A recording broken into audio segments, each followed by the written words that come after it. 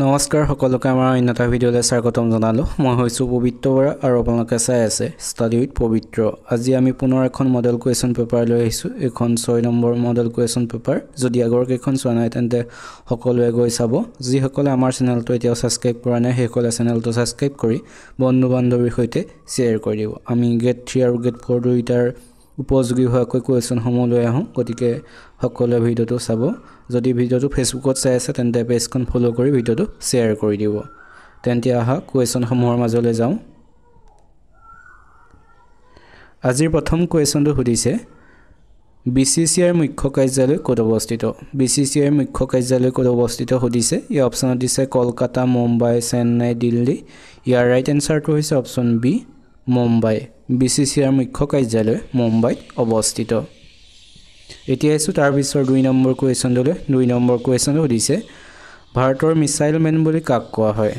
Missile man বুলি কাক কোৱা হয় সুধিছে। ইয়াৰ অপশ্যনৰ কোনটো শুদ্ধ হয় ক'ব লাগে। ইয়াৰ ৰাইট এনচাৰটো হৈছে option A, APJ Abdul Kalam. APJ Abdul কালামক ভাৰতৰ মিছাইল মেন বুলি কোৱা হয়। আমি আজিৰ ভিডিঅ'টো 30টা কুৱেশ্যন লৈ আহিছোঁ। 30টাৰ ভিতৰত আমি 5 মাৰ্ক ৰাখিছোঁ 20। কোনে কিমান পালে সকলোৱে কমেণ্ট কৰি জনাবা। আমি তাৰপিছৰ 3 নম্বৰ কুৱেশ্যনটোলৈ আহিছোঁ। 3 নম্বৰ কুৱেশ্যন সুধিছে কোনজন আহোম ৰজাই প্ৰথমবাৰৰ বাবে লোকপিয়ল কৰাইছিল? কোনজন আহোম ৰজাই প্ৰথমবাৰৰ বাবে লোকপিয়ল কৰিছিল সুধিছে। ইয়াৰ ৰাইট এনচাৰটো হৈছে অপশ্যন এ, চুহুংমুং। চুহুংমুঙে প্ৰথমবাৰৰ বাবে লোকপিয়ল কৰাইছিল, সকলোৱে মনত ৰাখিবা। এতিয়া আহিছোঁ তাৰপিছৰ 4 নম্বৰ কুৱেশ্যনটোলৈ। 4 নম্বৰ কুৱেশ্যন সুধিছে কোনজন মোগল সম্ৰাটে মিৰ্জুমলাক অসম আক্ৰমণ কৰিবলৈ পঠাইছিল? কোনজন মোগল সম্ৰাটে মিৰ্জুমলাক অসম আক্ৰমণ কৰিবলৈ পঠাইছিল সুধিছে। ইয়াৰ ৰাইট এনচাৰটো হৈছে অপশ্যন ডি, ঔৰংজেবে। ঔৰংজেবে মিৰ্জুমলাক অসম আক্ৰমণ কৰিবলৈ পঠাইছিল। আমি তাৰপিছৰ 5 নম্বৰ কুৱেশ্যনটোলৈ যাব বিচাৰিছোঁ। 5 নম্বৰ কুৱেশ্যন সুধিছে ৰুদ্ৰসিংহৰ সমসাময়িক জয়ন্তীয়া ৰজাজন কোন আছিল? ৰুদ্ৰসিংহৰ সমসাময়িক জয়ন্তীয়া ৰজাজন কোন আছিল সুধিছে। ইয়াৰ ৰাইট এনচাৰটো হৈছে অপশ্যন বি, ৰামসিং প্ৰথম। ৰামসিং প্ৰথম আছিলে ৰুদ্ৰসিংহৰ সমসাময়িক জয়ন্তীয়া ৰজাজনৰ নাম। আমি তাৰপিছৰ 6 নম্বৰ কুৱেশ্যনটোলৈ যাব বিচাৰিছোঁ। 6 নম্বৰ কুৱেশ্যনটো সুধিছে তলৰ কোনখন ব্ৰহ্মপুত্ৰৰ উত্তৰ পাৰৰ উপনৈ?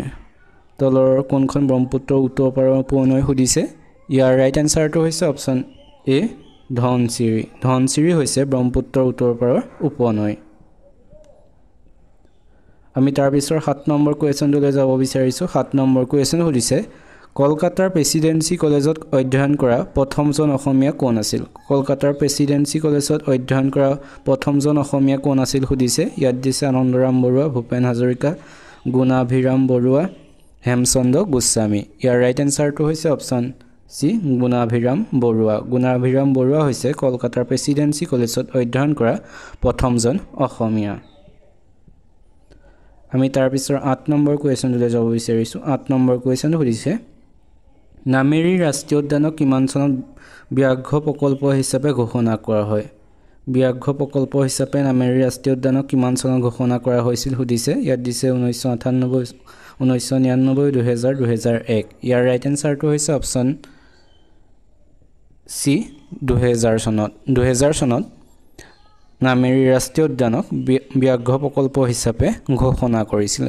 এই নামেৰী ৰাষ্ট্ৰীয় উদ্যানখন কোন জিলাত অৱস্থিত সকলোৱে মনত ৰাখিবা, শোণিতপুৰ জিলাত। শোণিতপুৰ জিলাত এই নামেৰী ৰাষ্ট্ৰীয় উদ্যানখন অৱস্থিত। আৰু এটা কথা মনত ৰাখিবা 1998 চনত এই ৰাষ্ট্ৰীয় উদ্যানখনক ৰাষ্ট্ৰীয় উদ্যান ৰূপে আনুষ্ঠানিকভাৱে ঘোষণা কৰিছিল। নামেৰী ৰাষ্ট্ৰীয় উদ্যান বুলি আনুষ্ঠানিকভাৱে এই 1998 চনত ঘোষণা কৰিছিল। আমি তাৰপিছৰ 9 নম্বৰ কুৱেশ্যনটোলৈ যাব বিচাৰিছোঁ। 9 নম্বৰ কুৱেশ্যন সুধিছে ৰায়মনা ৰাষ্ট্ৰীয় উদ্যান কোনখন জিলাত অৱস্থিত? ৰায়মনা ৰাষ্ট্ৰীয় উদ্যান কোনখন জিলাত অৱস্থিত সুধিছে। ইয়াৰ ৰাইট এনচাৰটো হৈছে অপশ্যন এ, কোকৰাঝাৰ জিলাত। কোকৰাঝাৰ জিলাত ৰায়মনা ৰাষ্ট্ৰীয় উদ্যানখন অৱস্থিত। তাৰপিছৰ আজিৰ 10 নম্বৰ কুৱেশ্যনটোলৈ যাব বিচাৰিছোঁ। আজিৰ 10 নম্বৰ কুৱেশ্যন সুধিছে অসমত ৰাজকীয় দুৰ্গা পূজাৰ পাতনি কোনজন আহোম ৰজাই মেলিছিল? অসমত ৰাজকীয় দুৰ্গা পূজাৰ পাতনি কোনজন আহোম ৰজাই মেলিছিল সুধিছে। ইয়াৰ ৰাইট এনচাৰটো হৈছে অপশ্যন বি, প্ৰতাপ সিংহই অসমত ৰাজকীয় দুৰ্গা পূজাৰ পাতনি মেলিছিল বুলি কোৱা হয় তাৰ পিছৰ 11 নম্বৰ কোৱেশ্চনলৈ যাব বিচাৰিছো 11 নম্বৰ কোৱেশ্চনটো দিছে ৱাংগালা উৎসৱ কোনটো জনগোষ্ঠীয়ে পালন কৰে ৱাংগালা উৎসৱ কোনটো জনগোষ্ঠীয়ে পালন কৰে সুধিছে ইয়াৰ ৰাইট এনসাৰটো হৈছে অপচন এ গাৰোসকলে এই ৱাংগালা উৎসৱটো উদযাপন কৰে তাৰ পিছৰ 12 নম্বৰ কোৱেশ্চনলৈ যাব বিচাৰিছো 12 নম্বৰ কোৱেশ্চনটো দিছে কোনজন আহোম ৰজাক ভগা ৰজা বুলি কোৱা হয় ভগা ৰজা বুলি কোনজন আহোম ৰজাক কোৱা হয় সুধিছে ইয়াৰ ৰাইট এনসাৰটো হৈছে অপচন সি সুৰমফা বা ভগা ৰজা তেখেতক কোৱা হয় সুৰমফাক ভগা ৰজা বুলি সকলোৱে মনত ৰাখিবা এতিয়া তাৰ পিছত 13 নম্বৰ কোৱেশ্চনলৈ 13 নম্বৰ কোৱেশ্চনটো দিছে কিমান চনত অসমৰ ৰাজধানী শ্বিলঙৰ পৰা দিছপুৰলৈ স্থানান্তৰ কৰা হৈছিল শ্বিলঙৰ পৰা দিছপুৰলৈ অসমৰ ৰাজধানী কিমান চনত স্থানান্তৰিত কৰা হৈছিল সুধিছে ইয়াৰ ৰাইট এনসাৰটো হৈছে অপচন ডি 1973 চনত 1973 চনত অসমৰ ৰাজধানী শ্বিলঙৰ পৰা দিছপুৰলৈ স্থানান্তৰিত কৰা হৈছিল আৰু সেই সময়ত অসমৰ মুখ্যমন্ত্ৰী কোন আছিল সকলোৱে মনত ৰাখিবা শৰৎ চন্দ্ৰ সিংহ আমি তাৰ পিছৰ 14 নম্বৰ কোৱেশ্চনলৈ যাব বিচাৰিছো 14 নম্বৰ কোৱেশ্চনটো সুধিছে অসমৰ ৰাজ্যিক ফুল কি অসমৰ ৰাজ্যিক ফুল কি সুধিছে ইয়াত দিছে ভেট ফুল কপৌ ফুল গোলাপ ফুল পদুম ফুল এইটো সকলোৱে জানে চাগে ইয়াৰ ৰাইট এনসাৰটো হৈছে অপচন বি কপৌ ফুল হৈছে অসমৰ ৰাজ্যিক ফুল এইবোৰ গেট 4ত এইবোৰ প্ৰয়োজনীয় হয় সকলোৱে ভালদৰে চাবা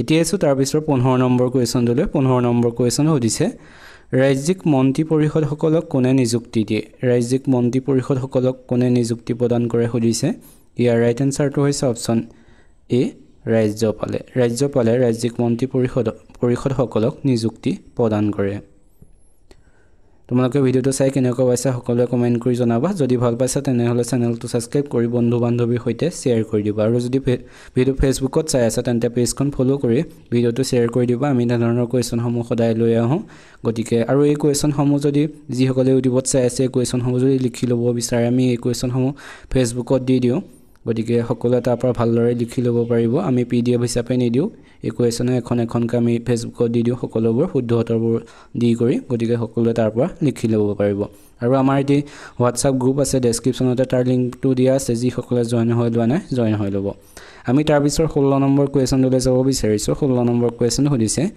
অসম ৰাজ্যিক বিত্ত আয়োগ কিমান চনত গঠন হৈছিল অসম ৰাজ্যিক বিত্ত আয়োগ কিমান চনত গঠন হৈছিল সুধিছে ইয়াৰ ৰাইট এনসাৰটো হৈছে অপচন ডি 1995 চনত অসম ৰাজ্যিক বিত্ত আয়োগ গঠন হৈছিল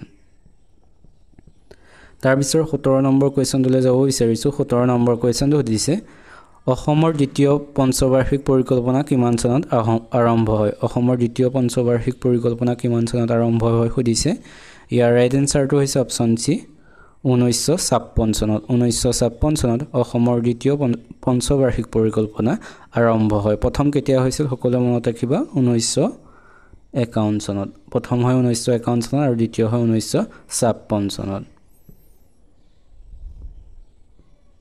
তাৰ পিছৰ 18 নম্বৰ কোৱেশ্চনলৈ যাব বিচাৰিছো 18 নম্বৰ কোৱেশ্চনটো দিছে বিলাহীত কি এচিড থাকে সুধিছে ইয়াত দিছে lactic acid oxalic acid tartaric acid acetic acid ইয়াৰ ৰাইট এনসাৰটো হৈছে অপচন বি অক্সালিক এচিড বিলাহীত অক্সালিক এচিড থাকে আৰু মেলিক এচিডো থাকে অলপকে যদি কেতিয়াবা অপচন অক্সালিক এচিড নাথাকে মেলিক এচিড থাকিলেও মেলিক এচিডটো ৰাইট এনসাৰ হ'ব গতিকে ইয়াত আছে অক্সালিক এচিড গতিকে ইয়াৰ ৰাইট এনসাৰটো অক্সালিক এচিড এতিয়া তাৰ পিছৰ 19 নম্বৰ কোৱেশ্চনলৈ 19 নম্বৰ কোৱেশ্চন সুধিছে কাৰ ৰাজত্বকালত ৰংঘৰ নিৰ্মাণ কৰা হৈছিল কাৰ ৰাজত্বকালত নিৰ্মাণ কৰা হৈছিল সুধিছে ইয়াৰ ৰাইট এনসাৰটো হৈছে অপচন এ স্বৰ্গদেউ প্ৰমত্ত সিংহৰ দিনত ৰংঘৰ নিৰ্মাণ কৰা হৈছিল এতিয়া তাৰ পিছৰ আজিৰ 20 নম্বৰ কোৱেশ্চনলৈ 20 নম্বৰ কোৱেশ্চনটো সুধিছে গোপীনাথ বৰদলৈ ঠিক পিছতে অসমৰ মুখ্যমন্ত্ৰী কোন হৈছিল এটো যোৱাবাৰ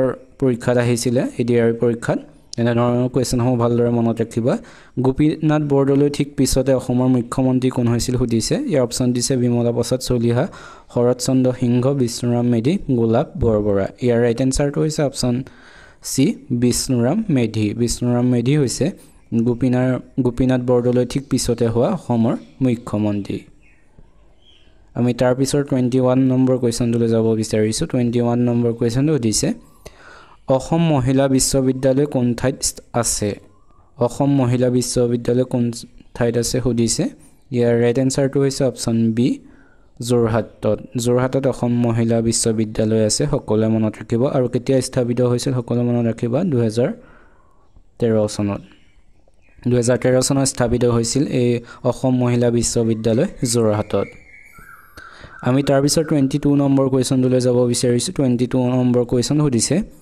প্ৰথম অসমীয়া মহিলা আলোচনীখনৰ নাম কি প্ৰথম অসমীয়া মহিলা আলোচনীখনৰ নাম কি সুধিছে ইয়াৰ ৰাইট এনসাৰটো হৈছে অপচন এ ঘৰ জেউতি হৈছে প্ৰথম অসমীয়া মহিলা আলোচনীখনৰ নাম আৰু এখন কেতিয়া প্ৰকাশ হৈছিল মনত ৰাখিবা 1927 চনত এই ঘৰ জেউতি মহিলা আলোচনীখন প্ৰকাশ পাইছিল আৰু এখনৰ প্ৰথম সম্পাদক আছিল কমলালয়া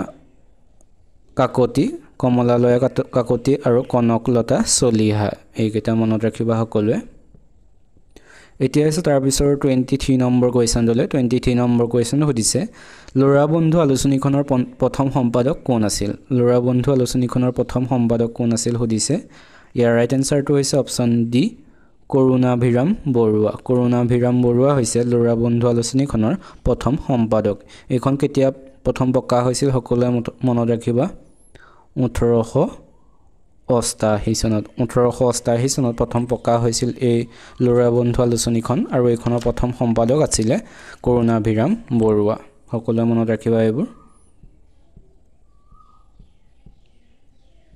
আমি তাৰ পিছৰ কোৱেশ্চনটোলৈ যাব বিচাৰিছো তাৰ পিছৰ 24 নম্বৰ কোৱেশ্চনটো সুধিছে অসম এছ'চিয়েশ্যনৰ প্ৰথম সভাপতি কোন আছিল সুধিছে ইয়াৰ ৰাইট এনসাৰটো হৈছে অপচন কি হ'ব লাগে ক'ব লাগে সকলোৱে ইয়াৰ ৰাইট এনসাৰ হ'ব অপচন এ প্ৰভাত চন্দ্ৰ বৰুৱা হৈছে অসম এছ'চিয়েশ্যনৰ প্ৰথম সভাপতি আৰু অসম এছ'চিয়েশ্যন কিমান চনত গঠন হৈছে সকলোৱে জানে চাগে 1903 চনত অসম এছ'চিয়েশ্যন গঠন হৈছিল আৰু ইয়াৰ উপসভাপতি আছিল জগন্নাথ বৰুৱা আছিল উপসভাপতি আৰু সম্পাদক আছিল মানিক চন্দ্ৰ বৰুৱা অসম এছ'চিয়েশ্যনৰ প্ৰথম সম্পাদক আছিল মানিক চন্দ্ৰ বৰুৱা আৰু উপসভাপতি আছিল জগন্নাথ বৰুৱা আৰু সভাপতি আছিল প্ৰভাত চন্দ্ৰ বৰুৱা সকলোৱে মনত ৰাখিবা এইকেইটা